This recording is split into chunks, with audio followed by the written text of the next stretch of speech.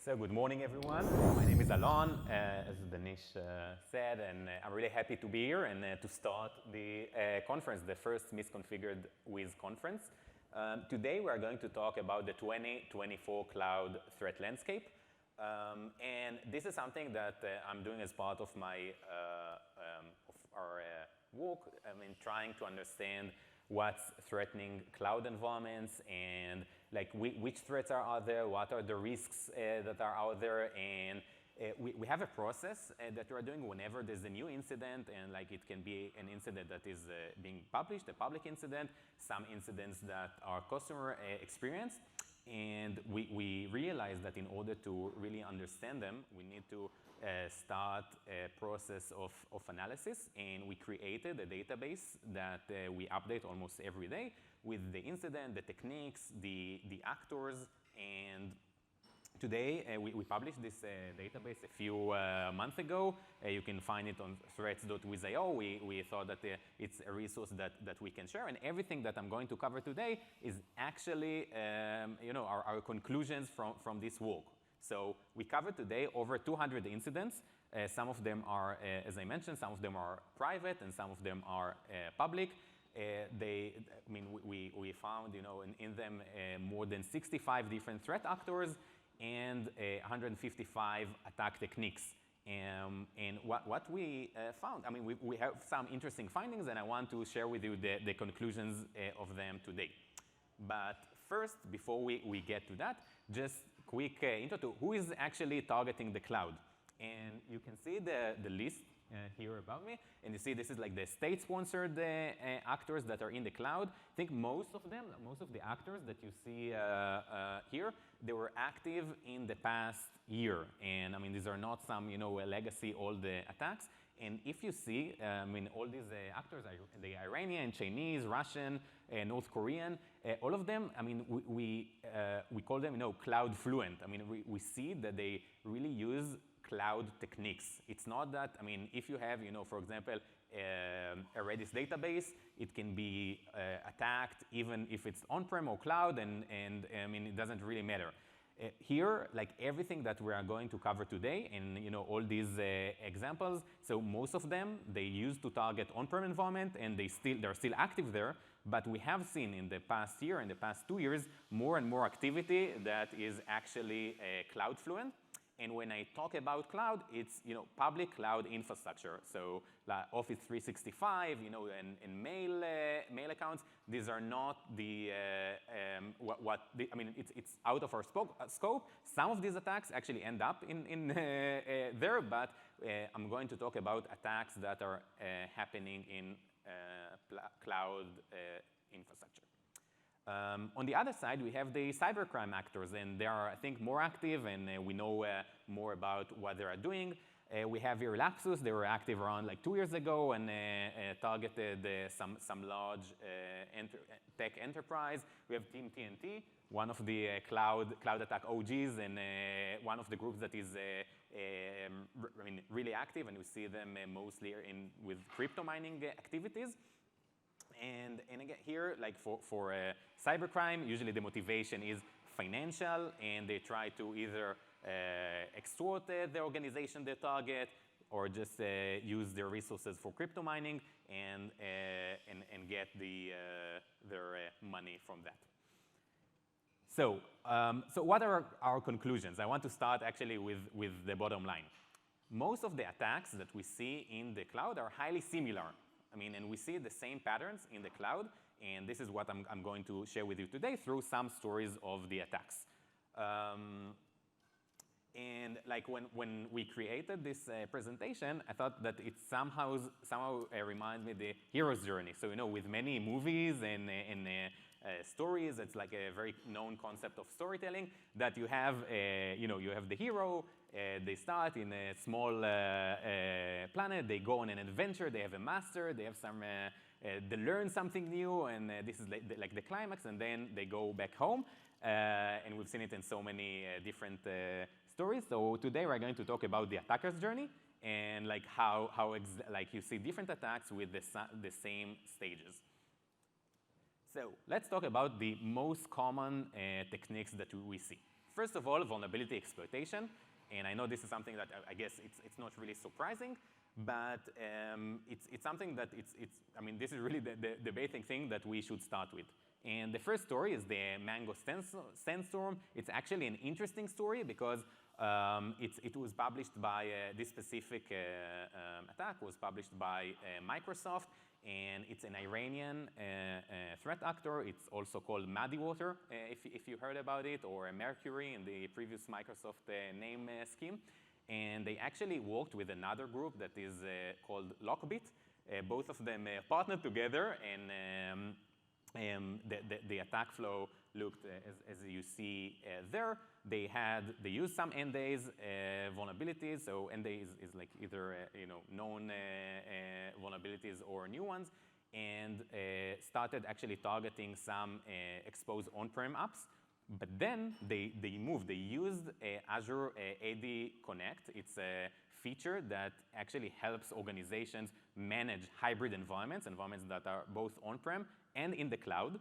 And they exploited exactly these capabilities to move laterally to cloud environments and actually performed some destructive activities there. They wiped VMs, virtual networks, storage. It's one of the, I guess, most significant destructive attacks that we've seen in the cloud. And it all started with these known vulnerabilities. And as I mentioned before, some of the things that we do are also like part of our daily work, and we have kind of like this feed that we have with all the different vulnerabilities that we find. And this is just an example from 2 weeks ago, 3 weeks ago, and you can see you see that vulnerabilities are being used. All these examples are of vulnerabilities that are being exploited by attackers. So this is something that not only new vulnerabilities are interesting, also old ones are interesting. And actually, the first example here is by APT28, or the Russian, the notorious Russian threat group. And you can see that they are actually exploiting vulnerabilities from 22, 23. So all these, examples are here to show you that, you should not only care about the new Log4Shell or the XZUtils vulnerabilities, that the high-profile ones, you should also care about the old ones. And this is another example. We presented it before in one of our reports, where you can see how many old vulnerabilities are actually prevalent in cloud environments. And you can see that you have some vulnerabilities. Here it's like mostly Windows or some other database software that are still very prevalent in cloud environments. And attackers know that these vulnerabilities are there, and they try to exploit them. Okay, the second example is, the second technique is credential theft. And here we're going to talk about the Midnight Blizzard incident, also a few months ago. And you can see the CISA advisory that was published as a result of that. So APT29, or Midnight Blizzard, a Russian threat actor, they targeted some legacy Microsoft infrastructure. And they did it with very simple and known technique, the password spray techniques. They tried to find a resource without MFA and just pop these machines. Once they were there, they started moving laterally through OAuth. I won't get into the details. We have published a blog about the OAuth techniques that were there, but the interesting story is that the attackers really try to find the credentials to mailboxes of employees, specific employees in Microsoft. So for example, they try to target Mystic. Mystic is the group within Microsoft that actually investigates all these attacks. So they try to understand whether, it's kind of OPSEC target, trying to understand whether they are being investigated, or try to target people at Microsoft from their legal departments. So that was, I think, a relatively important story. It was also published later that the same techniques were used to target also other organizations, high-profile organizations, by the same threat group. But again, it started with very simple technique, the password spray. And I would say that, here it's a nation-state example, but I think that we see almost every week that a credential and secrets that are being published, sometimes we don't even know how they leaked, but these credentials are being used by attackers to try and hack cloud environments. Now, the next part is the misconfiguration abuse. I think we are in MisCONfigured, so we have to address that. And the example is Pilus. It's actually an attack that we found in the research team, and Oren is actually part of the team who found it. He's sitting back here. And the interesting part, it was an exposed. It started, we found like this crypto mining activity that actually started with an exposed public Jupyter notebook. And I think that, I mean, maybe the most interesting thing in this story is that we see with now the new AI capabilities, we see more and more companies that offer kind of compute as a service, and they have free tiers. And I think that almost every company that offers these kind of services suffers from groups who try to either use this free compute for crypto mining, or just sell this compute to other actors. And we've actually seen that some of this free compute is available only, let's say, in the US or Europe, and they're trying to sell it in China where it's not available. So there are really interesting stories about it, but the bottom line here is that whenever you have some public resource that is misconfigured, it shouldn't be and it shouldn't be public, or there are, of course, many other types of misconfigurations, you should know that attackers will try to exploit it. And I really can't say how many of these stories we have. Many of them are like in cases where we worked with some of our customers, or they are not part of the public database that we have, but this case is. And it ended up with some XM rig, one of the very known crypto miners. Okay, last one, I'm going to do two in one, IMDS abuse and cloud key compromise. So again, this year, Commando Cat is a group. I say that they are very Team TNT-like. For those who know the Team TNT group, Team TNT, they were focused on, I think, Docker containers, and then we saw, like, through the years, how they developed their cloud knowledge. And with Team TNT, I believe that or like in general, these groups, we usually find them in honeypots, and many of the vendors that publish some information about these actors are actually from honeypots, and we don't see them. I mean, maybe they are there, but we don't see them in many like real environments. And it's an interesting story about how actually us as the security community, when we set up all these honeypots, we may get some wrong picture about reality. And there was another interesting case, if we talk about honeypots. Vonchek published that, like, for example, there are some versions of Atlassian Confluence with specific CVEs that, like, if you now just scan the internet, try to see which one are open. So things like around 70% of the instances that you will find are actually honeypots and not real vulnerable instances. So whenever we talk and when we do the research and we try to find the information, we have to remember that the honeypots can also create some misleading picture. But in this case, so again, we can see that you see public, we start with the misconfiguration. Public Docker allows RCE, and then they deploy, like the attackers, they deploy the container and escape, and then they start with a cloud key theft through IMDS, another very, very prevalent technique that we keep seeing all the time. Okay, so now just let's conclude. Like, from all these interesting stories, like what is the big picture? So this is I guess if I'm trying to simplify what we see. We have the initial access, we have the privilege escalation, lateral movement techniques, and then we have the impact. And another interesting, I think something that we should emphasize here in this case is that the initial access, in many cases, I mean, if we compare it to a broken window, I mean, this is something that you might have the misconfiguration, and you say that, okay, I'm just seeing, these crypto miners. I don't really care about the crypto miners, but I mean, the nation-state hackers and some other more interesting and more powerful groups might actually try to also exploit it. And then with these capabilities, they will be able to create much more significant impact. And we actually saw it in some environments where we saw that there were specific, misconfiguration, and like we just kept seeing crypto miners. And then, and then after a few weeks, after a few months, like exactly the same techniques that the crypto mining groups were used, some more capable attackers came and made more damage to the environment. So for us, like the defenders, we should remember that all these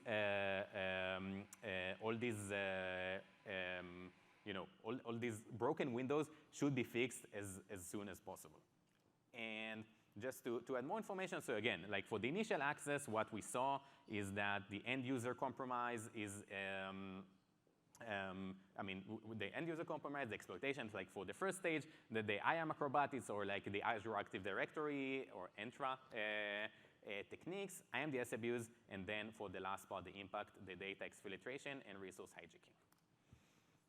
Now, another interesting thing is that it's not only the same modus operandi, there are also some specific technologies that are always being targeted. I mean, there's always the same, we find always the same technologies that are being targeted. So we created a survey about like what are the most prevalent technologies in the cloud in general. And these are the results. Again, these materials are also public, and I'll show you all the links in the end. But when we talk about the most commonly targeted technologies, you can see this list. So, see Docker, Confluence, Redis, Kubernetes, and Hadoop. And these are like the number of incidents. We took this information from our database, and you can see like the prevalence of the technology, and also how many incidents started from or involved this technology. And I think for Confluence, it's interesting because it's not that prevalent, but it is targeted. It's very popular across the attackers. So again, like if I just like to conclude this part, we know exactly where the attackers are coming from, and we can also tell if you learn and if you collect all the information about the attacks, which technologies are the most risky ones. So this is what we're trying to do, to help understand which technologies should be fixed first, and like what should be the focus for the security team. Now, just like before we finish, I want to talk about of course, AI. I think there's you cannot talk this week in SF if you don't mention AI in your talk. So the new emerging risks. We also started looking at the AI risks, and we do see, so AI, it's an amazing technology. There are great opportunities. I think Corey is also very enthusiastic about AI. He's going to so he's going to maybe mention it in his talk, but what we see there is that AI models, something that you should treat it as code, and when you use AI models in your environment, you should treat it as code, and you should really handle it appropriately. We saw, so there are like prompt injection techniques. We saw that there are even like RCN. I'll talk about an example in a minute. But this new technology also introduces new risks, and like in the research that we did, we saw, the AI is real. It's not something, there is hype, but we also see that 70%, maybe even more, of cloud organizations use AI today in their environment. So it's something new. It almost didn't exist a year and a half ago. There were like Gen AI almost didn't exist a year and a half ago, but now it's everywhere. And specifically, oh, you want to take, I saw. Okay, so if someone wants to take a picture, it's also public, like all this research is public. And we see that all these libraries, OpenAI is really popular, and it's really there. So we should treat it as something that is real, and there is a real risk. And one example is a research that we published. We did it in Wiz. We collaborated with Hugging Face. Hugging Face is kind of the GitHub of AI models. Everyone can upload their models there, and just for everyone, everyone to use, for the community. Most of the public models are being downloaded from there. And we showed that if you upload a model, and as I said, models should be treated as code, you can enter some malicious code piece in there, and then it's being executed in an environment, and the attackers get access to the environment. They can start moving laterally and actually take over the whole environment. So if you're interested, I won't get to the details, but AI, it's a great opportunity, but there is a real risk, and you should make sure that you first scan the models and also design the right architecture to reduce the impact of potential attacks. So just to summarize.